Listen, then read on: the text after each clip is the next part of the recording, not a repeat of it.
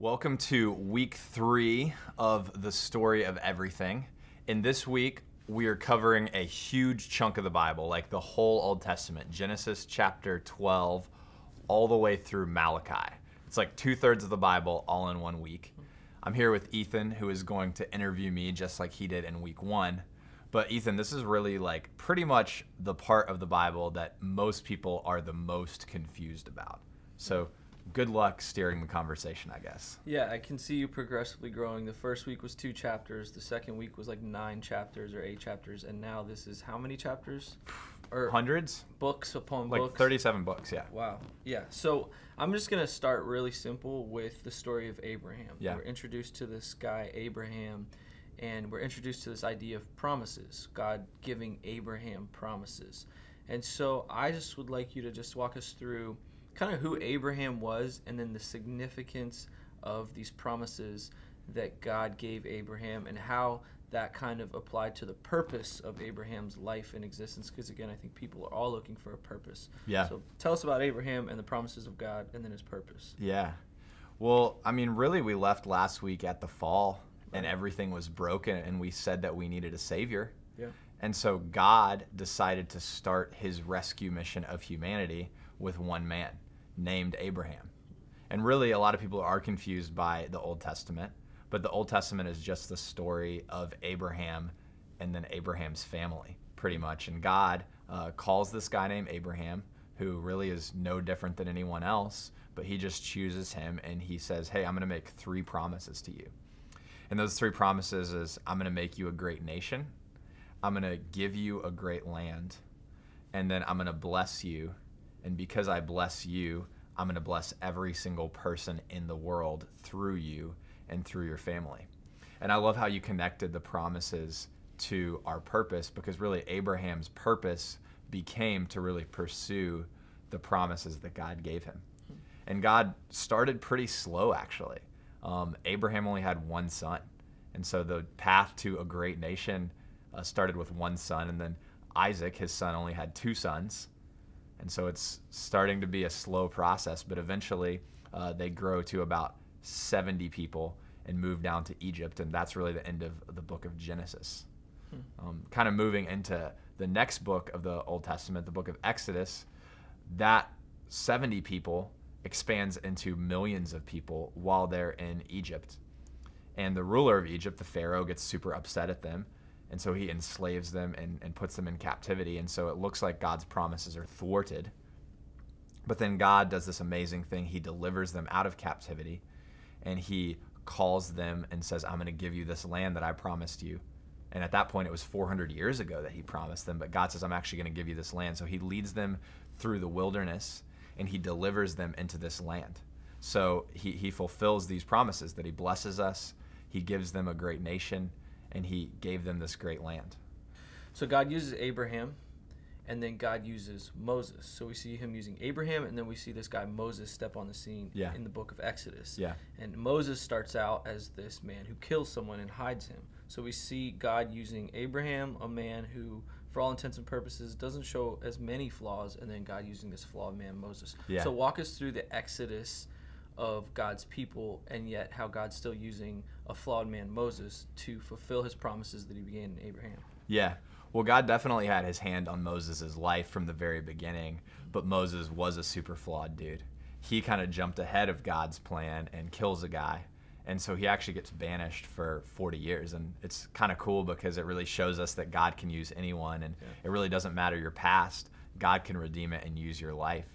But God uses Moses to ultimately deliver all of these millions of people who are his chosen people now out of Egypt. Yeah. And that's the story of the Prince of Egypt, the story of the old Charlton Heston movie, The 10 Commandments. God delivers these people, and he brings them to this wilderness where he gives them a law. And this is where, I don't know if you've ever tried to read the Bible, Ethan, but if you've tried to read the Bible through, if you tried to read the Bible through in a year, the law is where everybody gets tripped up. Right. Because there's some cool stories in Genesis, cool stories in Exodus, but then the law, it's Leviticus, it's these weird codes. Yeah. And really the law was specifically a code given by God for that people at that time. Mm-hmm. It doesn't as much apply to us now as Christians because Jesus has given us a new covenant to really enter into. But that law was for two purposes. Number one, it demonstrated to them that there was this holy and loving God who lived among them. And so when they obeyed the law, they would remember those things. And then number two, the idea was that when they obeyed the law, that God would bless them and that other nations would actually see them being blessed by God and want to serve God themselves. So it was a missionary law because their blessing was supposed to be this announcement to everyone else that they served this loving God. And so after God gives them the law, this is the Cliff Notes version because a lot of crazy stuff happens, but God delivers them into this land. And it looks like God's promises are completely fulfilled. He made them a great nation. He gave them this great land, and he's blessing them. And we see that other nations start to be blessed by them. But unfortunately, the story of the Old Testament, just like the story in part 2, ends with tragedy because Israel can't obey the law. And over and over and over again, they forget God, they worship other gods, and they forget to obey the law. And so it's this kind of real tragic story because it's this story of God moving in power, but them forgetting and kind of abandoning God. And I think really everybody can relate to that. Like they experience this cool move of God in their life, or they see God do something cool, and then we kind of develop spiritual amnesia and kind of like move past it. And so really the Old Testament ends sort of the same way as Genesis 2 does or Genesis 3 does. It ends in tragedy. Yeah, which is encouraging and discouraging in the same sense. It's encouraging to know that this cyclical nature of our own walk with God, our own lives, is like this faithfulness and this faithlessness and this cycle. And so we read the history of the Bible, read Old Testament, and we see that that's what God's people have been doing since the beginning. And it helps us to have like faith that we're no different from them, but yet we can be used in the same way they can be used. Yeah. And you chose at the end of that particular teaching to focus on a book that a lot of people don't really focus on that often, but is really quite a beautiful story. It's the book of Hosea. Yeah. And just tell everyone who didn't get the chance to listen to that sermon kind of what the story is of Hosea and the significance of basically a story about a prostitute.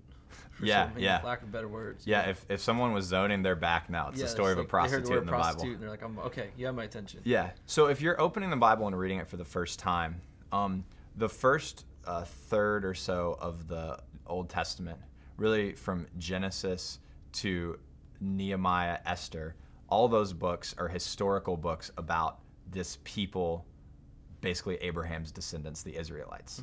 And then the middle chunk, Job, Psalms, Proverbs, Ecclesiastes, Song of Solomon, that's poetry that's written by the Hebrews. And then the last chunk is the prophets. God spoke to specific prophets within the Hebrew nation, the Israelite nation, to give them specific messages. So those are the ones that a lot of times when we read them, we get a little intimidated because it's weird stuff and there's a lot of crazy imagery. And one of the crazy prophets and the really amazing stories was this story of Hosea. Hosea was a prophet of God. God commanded him to marry a prostitute. And this woman was faithless to him. Like he married this prostitute named Gomer, and she actually cheated on him multiple times. She got sold into sex slavery, and he actually has to go and buy her back, his own wife, to buy her back from sex slavery. And it's kind of this humiliating thing that Hosea has to go through. But then God kind of makes this pretty interesting turn where he says, actually, I'm Hosea. And like, I loved Israel, and I formed them, and I delivered them, and I rescued them. And over again, they cheat on me. And God says, I should get rid of you. I should banish you, but I can't. And he actually says the words, how can I let you go? Like, I can't get over you. My heart burns within me and yearns within me for you. And so we see that even though a lot of times we mess up and we walk away from God, we actually see the heart of God, that he won't let us go. It's like God is this person in this unhealthy relationship where all his friends should be like, you got to cut this off because it's super unhealthy for you. But God's like, I can't get over this person. And so that actually takes us to part 4. Because part 4 of the story is God saying, I'm going to do something completely new and completely different to truly turn people's hearts back towards me. So that's what we're going to look at in part 4 of the story of everything.